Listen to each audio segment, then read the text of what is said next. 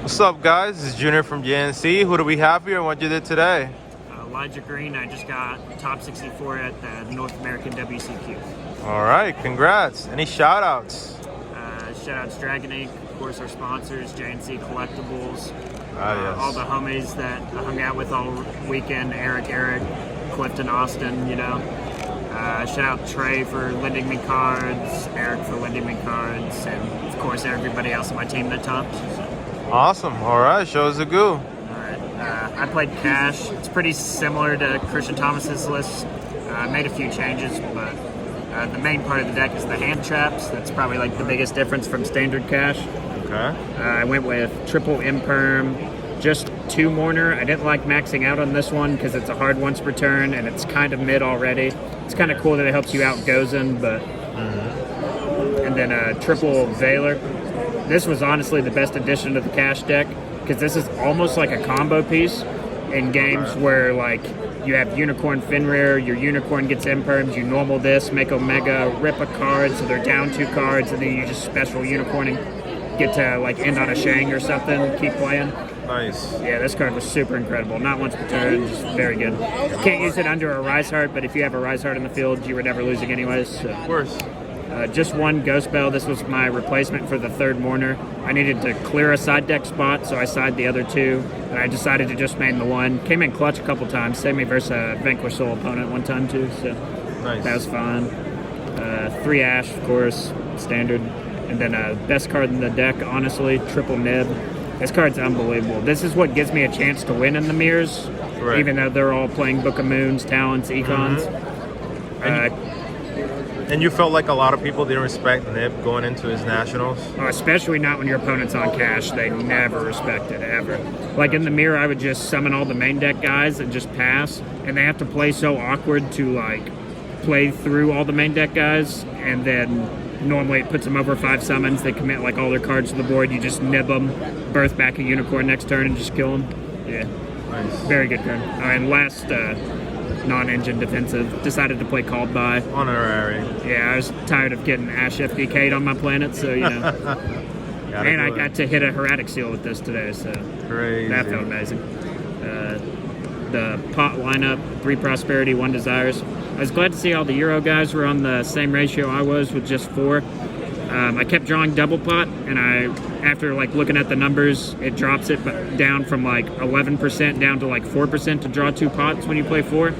But you still have a pretty good chance of seeing at least 1 because the hands where you draw a pot are a lot better in Cash. So I think this is the perfect ratio for the pots. All right. And then just the Cash stuff, won't talk too long on this. Triple Theosis, triple Birth, triple Planet, Terraforming, Big Bang. Didn't play Prepper Ogre, you definitely don't need them. 1 Scareclaw, double Unicorn. I guess the only notable thing, triple Rise Heart. The games you lose with this deck are when you don't draw a monster. Okay. And this is just the next best monster you can play that works with the 2 spell cards. So just decided to play 3 of it. It was fine. I sided 1 out going second a lot of the time, just because the 6 card usually improves your odds of seeing a monster enough. Definitely. And then, 3 Fenrir, of course. Of course. The heart and soul of the deck. And then that's the main deck. I guess we'll do extra real quick. Sure. So I only played 2 like real Arise Heart attaches. Skull Knight, I think it's the best one. Goliath, you have to play versus the Runic decks. And then Omega is kind of a Rise Heart attach. Sometimes that's what it's used for, but a lot of times it's used with Valor. It improves the inboard a lot because when you draw too much engine, it can get clunky, but being able to like just make an Omega, rip a card, clear your board, and then like continue playing really helps out a lot. That's why I like the Valor stuff so much. And then Baron for the other synchro to work with the level 3 hand traps, which in the hand trap build you play a whole lot more of those, so this comes up a lot more. Gotcha. Donner, have to play it. Rarely comes up, but sometimes it does. I played the Mountain Smasher. Again, never summoned it. I played this when Cash first came out. Right. And everybody's been hyping it up, and I had like an empty 15th slot, so I decided to play it. Still never came up. Don't really think you need to play it, but I guess it was cool. There was a chance of me format Zeusing somebody. Right. Draco Sack for all the trap deck players. Out the skill drains, of course. Double Shang, 1 Arise Heart. Some people like to play 3 of this. I don't really think it's necessary because you do use 2 in like the full first combo. Right. But after turn 1, you're almost never wanting to summon Shangri-La. There's almost always a better XCs to be summoning, like the ones I'm about to show you. Of course, double Big Eye. Yep. Super important in the mirror. Mirror can get grindy if you both open well, and it kind of comes down to who has relevant extra deck monsters left, which is like your Arise Hearts, your Big Eyes, your Dark Arm, and your Zeus's. Yes, sir. So trying to make sure you're like 1 ahead of them in that race to run out of relevant extra deck cards is sometimes important. So. Of course. And then side deck, the spice to help me going first, the Runic decks and the mirror. All right, let's see it. Triple Erad. Oh boy, everybody's favorite card. Yeah, blew out a few mirrors with this weekend.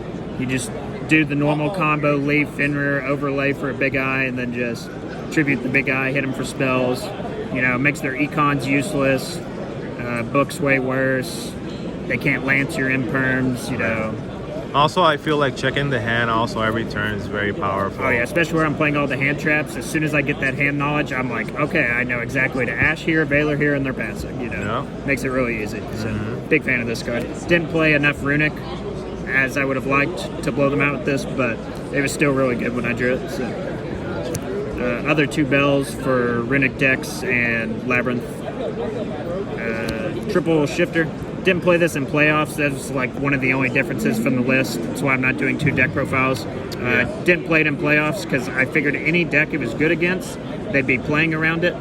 Like if I wanted to put it in versus the Runic decks, they'd be playing Chaos Hunter and they would just Mannequin Cat it and I would lose. So decided not to play it. Figured it would be more impactful in the main event against random stuff you play, like, you know, dragons, branded, stuff like that. So.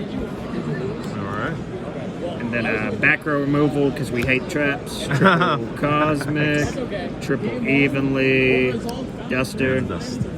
These are also fantastic in the mirror. I put these in when I'm choosing and I can make them go first. Of course.